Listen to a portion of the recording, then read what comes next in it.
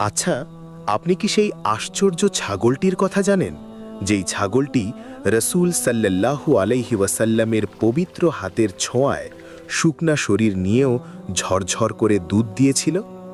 ঘটনাটা শুনলে গায়ের লোম দাঁড়িয়ে যায়। দৃশ্যটা কল্পনা করুন। মক্কা থেকে অনেক দূরে ধুধু মরুভূমির এক কোণায় ছোট্ট একটা তাঁবু। সেখানে থাকতেন এক দয়ালু নারী, উম্মে মাবাদ। যে কোনো মেহমান এলেই তিনি আপ্যায়ন করতেন, কিন্তু সময়টা ছিল ভয়ঙ্কর খরার। ঘরে এক দানা খাবার নেই, পানি নেই।